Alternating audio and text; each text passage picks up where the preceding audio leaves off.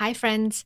If you happen to need a female voice talent for your audiobook or ebook, or require support when it comes to letting go of sticky, stressful thoughts one at a time, please check out my offerings on my website at suristahel.com or reach out at suristahel@gmail.com.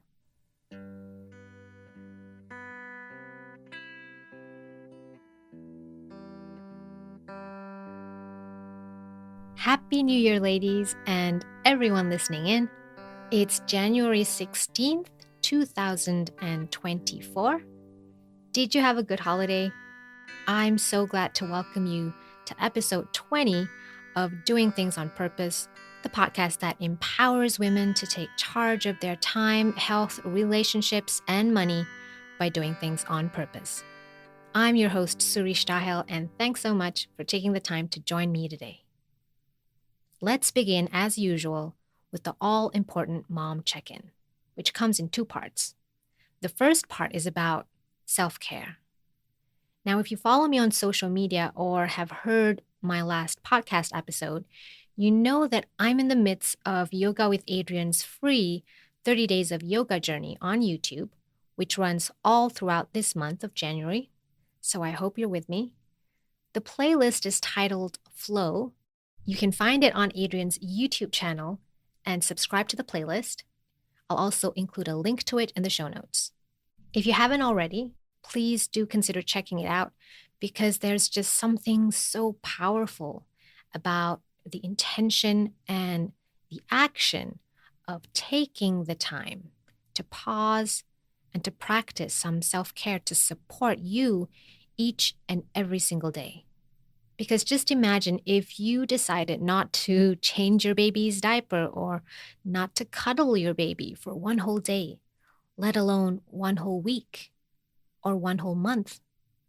That baby is not going to thrive. And so it is for you as well if you keep choosing to neglect yourself. Now, I'm not saying that self-care will stop you from having any meltdowns or losing your temper as you move through your day, but you'll find that it will lessen or it will show up as less intense reactions than before. Now, wouldn't that be nice? So I really hope you're investing in yourself this year and practicing some self-care. Number 2 of the mom check-in is about managing our time. Because besides our mental and physical health, our time is truly the most valuable and non-renewable resource we have. Wouldn't you agree? I'm not a believer in filling in my schedule with activities so that I can just do more or hustle harder or be more productive. I like having that balance between effortful hours or days with effortless ones. So, dear parents, how have your days been post-Christmas and school holidays? For me, it started a bit sluggish, especially as the weather here in Switzerland has turned colder and the days are a little grayer. We successfully spent the first week of our holidays at my parents-in-law's house screen-free. The days were filled with long conversations, games. We played an extended version of Brandy Dog, if you know it. We did some long walks. We took time cooking and reading. And in the second week, when we got home, I just had a slow start with the girls listening to an audiobook about dragons called Aragon while coloring or doing embroidery. The only productive thing I remember doing was running to the store with my eldest daughter to get her a bigger pair of sports shoes for gym class. We could have absolutely had a more productive holiday, but in the past months, I've noticed how my girls have a lot more to do in school as they get older, and time seems to run short. Even though we don't have a full schedule as many others might, it's just nice sometimes to have the luxury of time, to be able to get bored a little and remember the things you always wanted to do or to finish, but never had the time or brain space to do. For me, it was printing out some photos of places we'd gone to for the past few years. Last summer, for instance, we had hiked up to a mountain pond and to a glacier in the Swiss Alps, which was on my mother in law's bucket list. And I also found many, many holiday photos from Malaysia with my mom from way back in 2019, before COVID, that I had been meaning to put into a book, which I just never got around to doing. So that's what I've been doing in the past week, and I still have to finish it because we are going to visit my mom in February. Let me know in the comments what you've been doing in the early part of this year. I hope that you did have a chance to slow down and reflect with your loved ones. And if you're alone, just reflecting with your own beautiful self.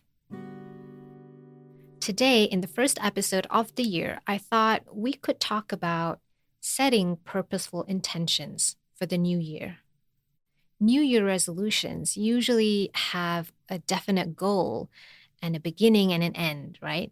Something you'll either succeed or fail at doing. But intentions only outline a way, a path to move towards, if you will. It helps you to be clear about your bigger priorities this year. And that informs many other smaller actions that you'll need to say yes or no to throughout this year. So think about, what are your biggest intentions? What do you want to move towards this year? My main intentions this year are to maintain my daily self-care practice, which usually means 30 to 45 minutes of daily yoga. Number 2, it's to grow as a coach and support provider by leaning fully into the life coaching course that I'll be taking starting at the end of February. And number 3, it's to be a better and hopefully faster writer by doing daily journaling or writing for at least 10 to 30 minutes. So the what, the regular self-care, growth as a coach, and being a better writer are my intentions that I'm going to prioritize as I move through this year. And then the how, which are the steps that I plan to get there, can always be tweaked if I find a better way or want to try a new method to reach my set intentions faster or with more joy. But how can you make sure that your family life and the juggling of other responsibilities won't get in the way? Now, the first thing that you can do, that I do every year or every semester after a holiday, is to clean up my calendar. This new year probably brings new schedules, new dates and events from your school, your kids' extracurricular activities, your work, your partner's work, or family events that you need to be mindful of. I'm a big proponent of family calendars because everyone has access to it, everyone can see it. We use Google Calendar, where I've set up an account that both my husband and I have access to. So think about what new events need to go in there. Is it school holidays for the year, or meetups, or volunteer work?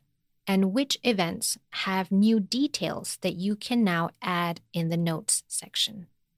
On top of that, add family events that you know you need to plan for this year. Maybe it's a week or a day to review your family finances from the past year before you file your taxes, which, by the way, would be end of March in Switzerland or by the 15th of April in the US. And really look at how much debt you have. How much did you save or spend, and on what mostly? And how much have your investments grown? I'll be having a look at our finances and sharing our numbers in a future episode if you're interested, because I think money is so important to talk about. And if you're just starting to manage your own money, go to my website, click on podcast, and go to the money section to see previous episodes covering that topic. Now, moving on to the fun side of calendar planning, what holidays, what family activities or travel plans do you want to experience this year? Is it a visit to sea life or a weekend at the national park during the autumn holidays that you've been postponing since forever?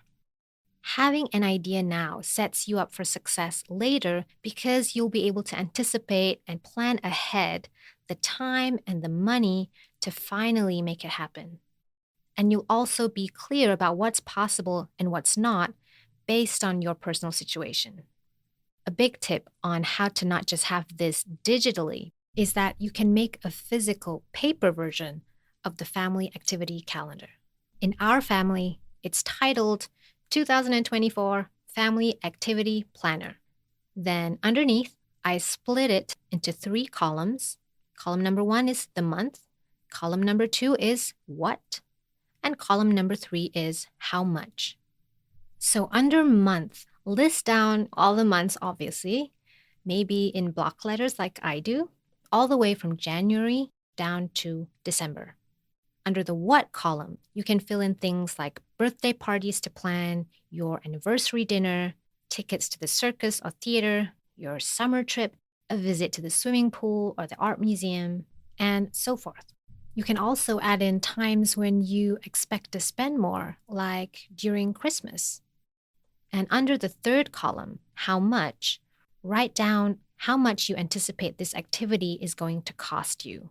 In pencil, you can also correct this number after the event, just so that everyone is aware of the expenses being spent. It might be a little bit embarrassing to show this number so explicitly and publicly when people come to visit you, but hey, that's real life. And I think it sets a good example to our kids about not being afraid to talk about money and learning how to manage money, which they'll hopefully model as they grow up.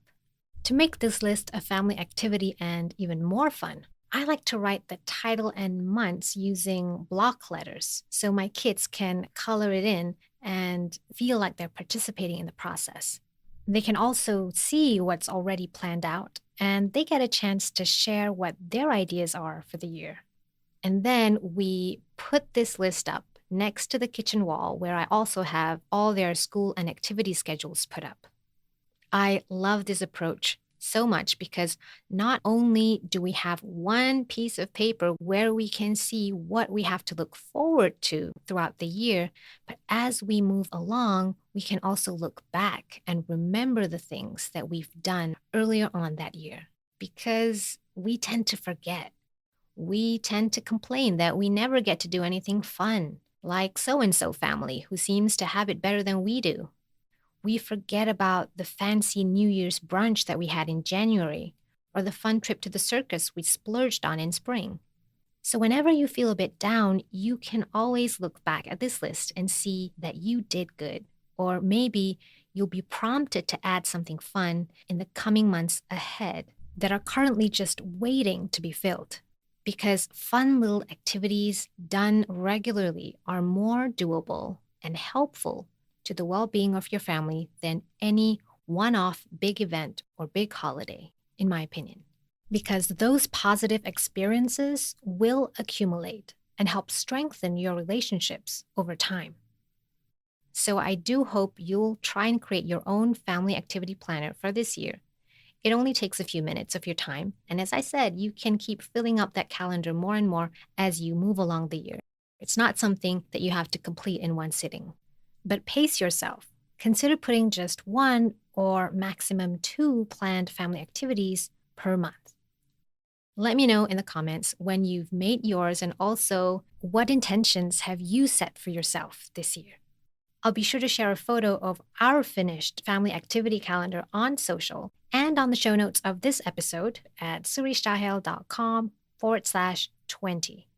That's all I have for you today. As you can tell, this is a shorter episode. I'll be sharing more bite-sized episodes as I start my coaching course next month, as I mentioned, since I'll probably have less time to write research-intensive content. Let's see how we go. I appreciate you for sticking around this far. You've been listening to the Doing Things on Purpose podcast with me, Suri. If you like this episode, please give it a thumbs up, a 5-star rating, or a positive review. It really helps other people find it as well. And if you'd like to connect, you can always find me on Twitter, YouTube, Facebook, or Instagram. I wish you a great week ahead of dreaming and planning for the yet unwritten year ahead. And I'll catch you again next time.